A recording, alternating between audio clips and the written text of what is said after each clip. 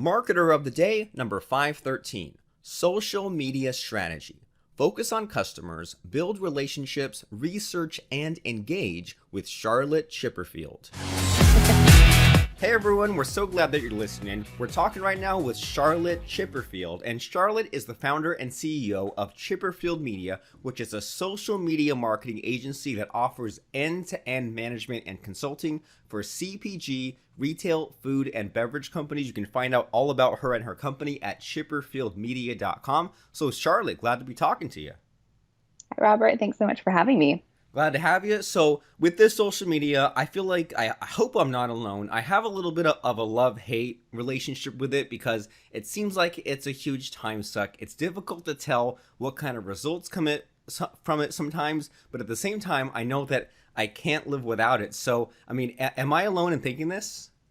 Not at all. I think most people probably have a very same relationship in that it's a love-hate situation. And I think that's when it really comes down to, focusing on where your customers are and making sure that you're present where they are. So you don't have to be everything to everyone on social media, but to really show up where you're most of value. Okay, and I'm curious to dive into that and unpack that because I've definitely seen in these last couple of years that it seems like social media has grown up in a lot of ways. At first, it seemed to be all over the place, a waste of time, but then every now and then I'll see some of these companies, and a lot of them are local businesses near me, like restaurants, breweries, people like places like that, where their social media is really great. If they have an event coming up or they have something cool to show, they'll post things and they'll get all kinds of engagement. Some of them have the online ordering and the menu stuff dialed in, the chat bots. So I'm beginning to turn a corner and see the value in this social media stuff. So, I mean, I'm curious, like, what type of stuff about social media is on your mind these days? Like, what has you fired up specifically about how people are using social media very well?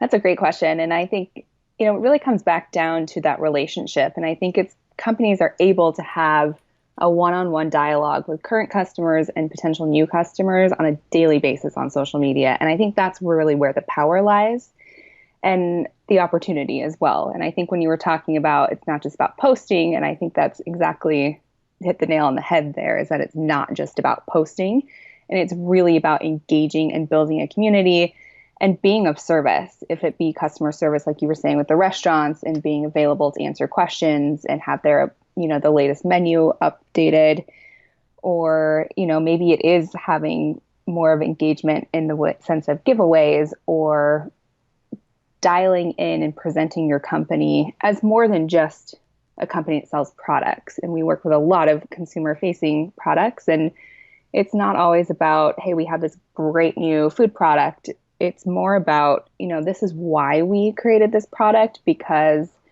it can serve XYZ in your life. It could be of something that's more healthy or beneficial to your lifestyle. And so people are really shifting from just here's a product, here's a sale. It's more about that story and that dialogue and really how something can fit into a lifestyle of a customer.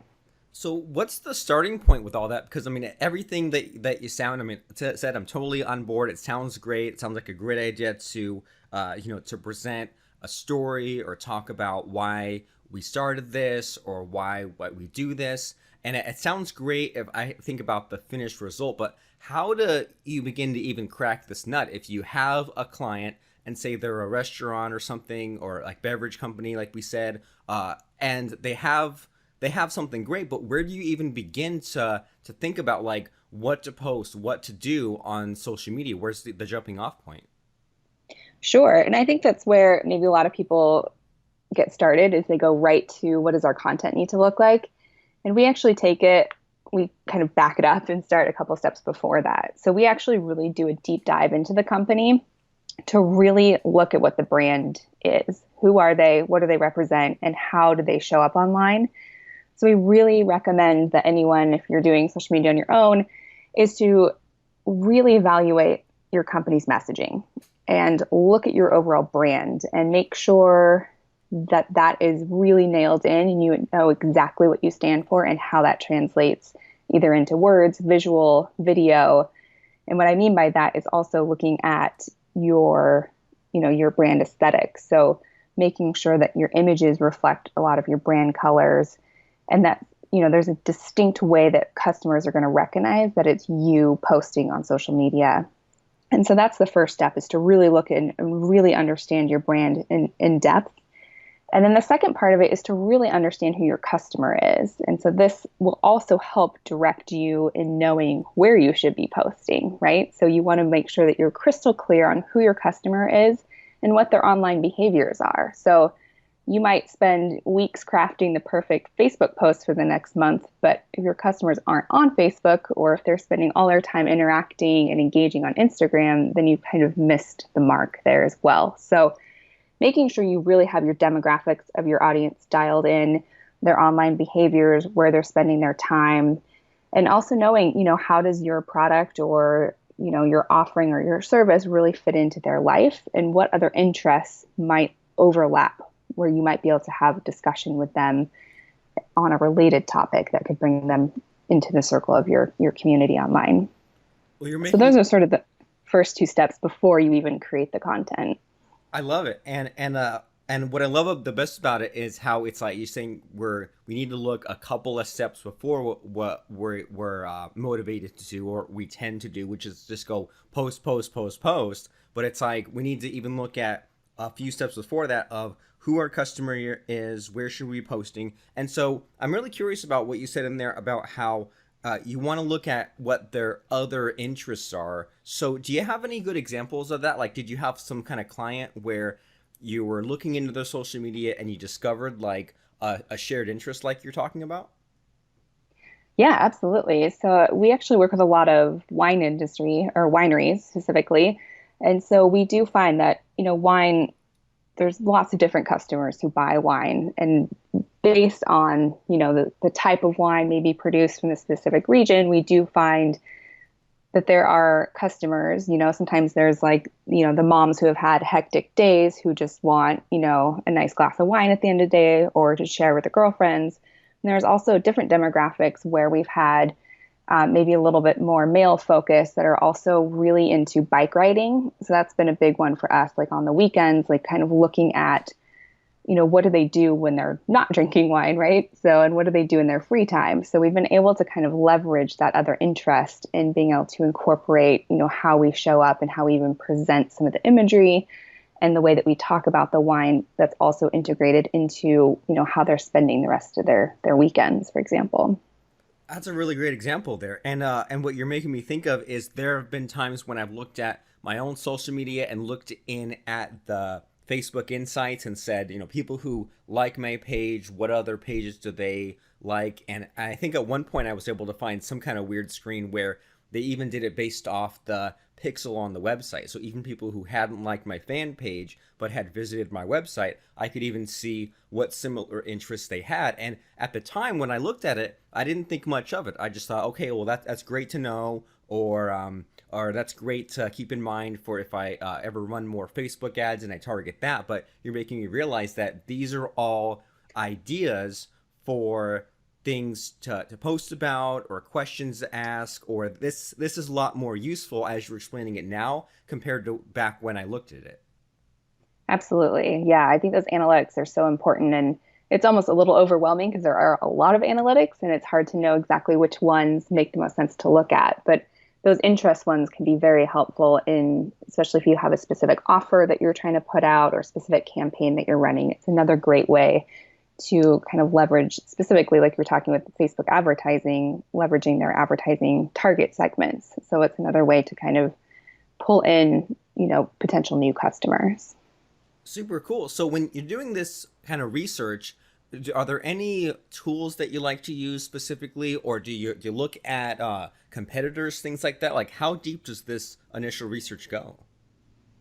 Yeah, we look at, all the native analytics within each platform. We do look at competitors, absolutely.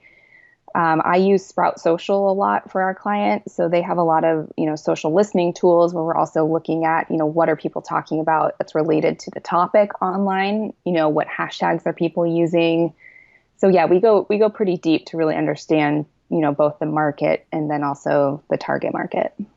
Okay, super cool. And so, when you're talking about the like social media and looking on these platforms, I mean, which platforms are your favorite? And like, does it change quite a bit depending on the industry? Like, do some use a lot more Instagram, or some use a lot more Facebook? Anything like that? Yeah, I think every platform really serves a specific purpose. And so, I mean, personally, I absolutely love Instagram, but we also use that a lot for clients and we have a lot of success on there. I don't think anything can really compare to Facebook's advertising platform, as well as, there's so many users. I always say that, with the amount of users on Facebook, there's your customers there. It's just a matter of finding them and connecting with them.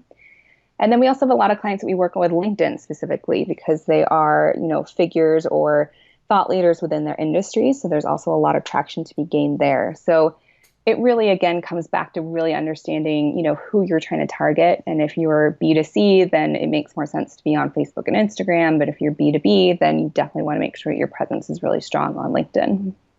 So with you, it sounds like you and your team are very like strategic, and it sounds like you look a lot to deeply understand where to focus and what to do. Again, as opposed to just being the machine gun and posting every which way and every which thing. But I'm curious about, is there some kind of area or technique where a lot of other companies miss the mark on social media? Is there some kind of like area where you and your team are really great and some other companies are just kind of really missing the mark? Anything come to mind there?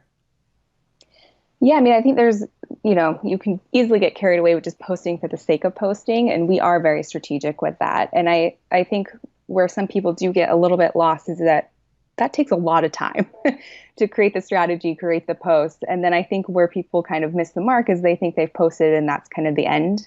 And they miss two other components. One is the actual social aspect of social media, in that you are engaging, responding timely to comments, you are responding to messages. But above that, you're also, looking at the hashtags you're using on Instagram, for example, and interacting with other people who are posting using that same hashtag. So it's that community sense. It's going above and beyond just, being present on your channels, but really connecting with people. And then the second thing is really measuring results. So it's really easy to, again, keep posting and not really look at what's really working and what's resonating with your audience the most.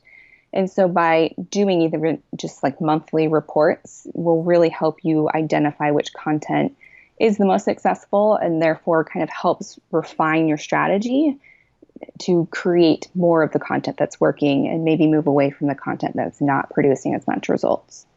I love it. And that right there of once a month checking the analytics, checking the reports, that's something that I really need to be better at getting on the ball. That's a really great reminder, because every now and then, I probably check maybe twice a year, I remember to go and check the Twitter analytics or check the YouTube analytics to see what videos got the most engagement, got the most results. And I mean, you're so right. And I love that other reminder, or that lesson of going outside of our own fan page and going and posting in other areas, because I think like I've seen Taco Bell and Wendy's do really well on Twitter as far as jumping into conversations. And even something that I've been noticing more and more is that, on Facebook, there are a lot of those motivational quotes and things like that. And sometimes I'll look at the quote and I'll click on the comments out of curiosity. And sometimes there'll be some other Facebook fan pages going in and commenting like something else that's helpful. So for example, like some of these like law of attraction kinds of fan pages will go in and jump in the comments area of these inspirational quotes. So I was kind of blown away at how so few companies, so few fan pages remember to do that. So do you have any kind of interesting story as far as with your clients and the industries that you're serving, of that kind of thing, of jumping in on someone else's area, someone else's turf on social media? Yeah, I mean, I think it's a fine line of not necessarily taking over their turf, but also contributing to the conversation, like you said, like the other thought leaders really adding their input. So I think it's being very careful to not kind of trying to go in and swoop in on on their customers, but really adding value to the conversation. And by doing that, your whole company name and your logo or your profile image, like that is all added into that conversation. And so it's a great way to get more brand exposure that is ultimately free at this point. It's one of the last free areas of social media. And so I think just going in with an honest intention of adding value to the conversation versus it trying to sell or steal customers, I think is definitely the priority. But we've also seen experiences where there might be a competitor, or maybe not a direct competitor, but someone within the industry who, maybe isn't on top of all of their comments. And maybe there's a lot of unanswered questions. And so sometimes that can be an opportunity to come in and actually provide that answer to someone who otherwise is not getting that response. Cool. Well, a lot of this is making sense here. And as you're explaining these techniques and things like that, you're making me wonder, have you encountered any sort of resistance with your clients? Because, I mean, a lot of the social media stuff, it requires a soft touch, it sounds like, but it's also new and always a little experimental. But kind of going back to the love-hate thing, for me at least, it's like it's so time consuming to go in there and post things or make comments or jump in or engage or do all these different things I need to do and not always see an immediate result. And then when I think about, okay, well, I should hire a person or hire a team and throw some money at the problem, well, then it's like I'm again throwing money at something where I'm not always convinced or certain that the money will come back. So have you encountered any resistance along those lines of people who are maybe hesitant to do social media or hesitant to hire a team to do it? Absolutely. I think we've all encountered that resistance at some point, especially like you said, it's new and it's ever changing. And so there is an element of uncertainty to it. And I think, it definitely comes back to a strategy, being clear on your intentions and what you would like to achieve. At the same time, I think we get caught up in, because there's so much, like social media moves so quickly, if we're using individually, even it's just our feeds are moving constantly. There's so much information. And I think that we get caught up as business owners in the idea that social media moves that quick. So therefore our revenue should be going up that quick. That's actually not how it works. Social media for business is very much so a long game, and it's an investment in a long-term relationship with your customers. And so it is a matter of being consistent, because you want to consistently be in front of your customers and meeting new customers. But we've definitely seen sometimes that it takes a long time, just like in real life when you're building relationships. It takes a while before before we really know each other.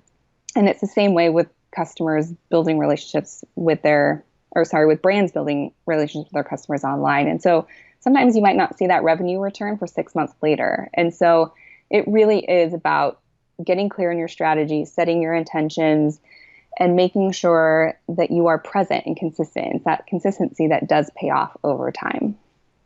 Cool. That's reassuring, and it's a good reminder that it's always tempting to just skip to the end, right? It's always tempting to see everyone else and those people out there who make one post and get 100 comments or 500 comments, and it's like, oh, I wish I could just jump to getting that. But I mean, you're so right. You need to keep at it and be smart about your decision making and have that course correction feedback loop and be there every single day. So you're making a lot of sense here. But I'm sure that a lot of people maybe some people have tried social media or are actively trying it, and they're hearing about what you have to say here, and they're saying, I agree with everything you said, but for some reason I just can't break through. I just can't get that system in place, so that way my business is always cranking things out on social media. So I'm curious, do you have any resources, services, offers, things like that to help us get to where we need to go if we're serious about social media, social marketing in our business?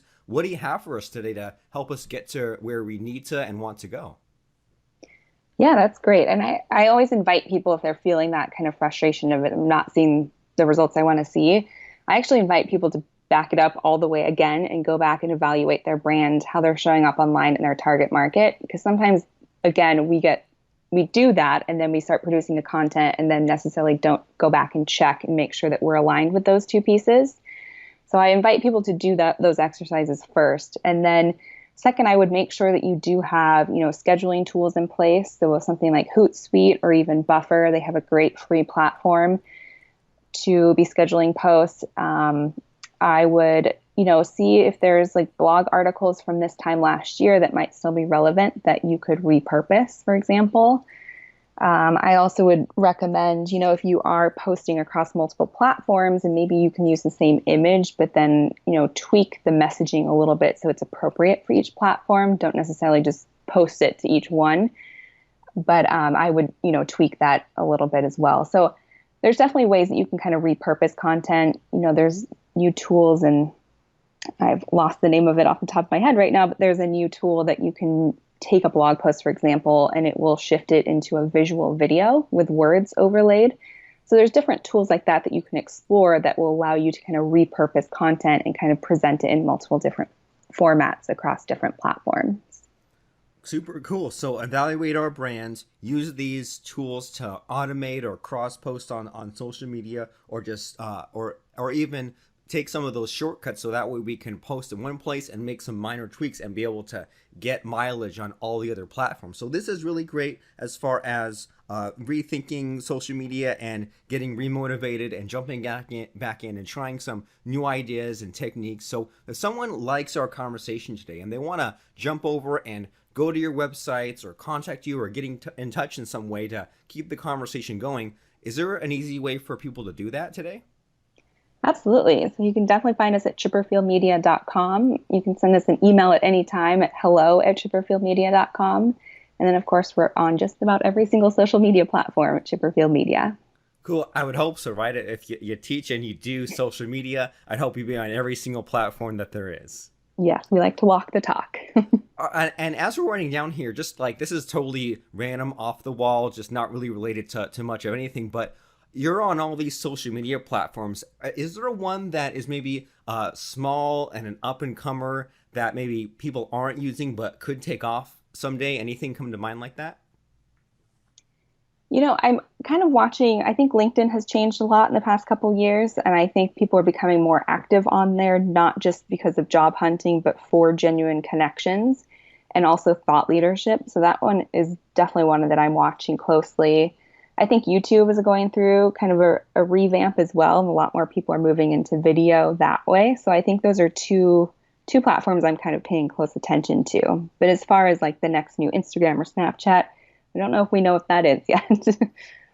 Okay, fair enough. And yeah, it's like for every Facebook and Snapchat and Instagram you hear about, there are probably there's probably lots of little mini Google Pluses where it's like it didn't really take off there. But really good reminder there to revisit LinkedIn and YouTube if we either aren't there or if we haven't been active there in a while. But most importantly, if you are at all curious about the latest and greatest happenings in social media, if you want to stay ahead of the pack, be at the top of your game, then you need to go right now to chipperfieldmedia.com and see what they have in store for you. And if you want to reach out to Charlotte and her team, if you want to have a question or want to get some advice, or you want to look into having her company take care of the social media for you, then you need to visit chipperfieldmedia.com or shoot them a message at hello@chipperfieldmedia.com, and we'll see you there. So thanks so much, Charlotte, for stopping by and telling us what we need to know about social media. I appreciate it. Perfect. Thank you so much for having me. Do you want a podcast like this one? Well, what's been holding you back? What if it was easy and you had someone to help you get it going? Check out doneforyoupodcasting.com, where we'll handle some or all of your podcast setup, production, marketing, and more. See you soon at doneforyoupodcasting.com.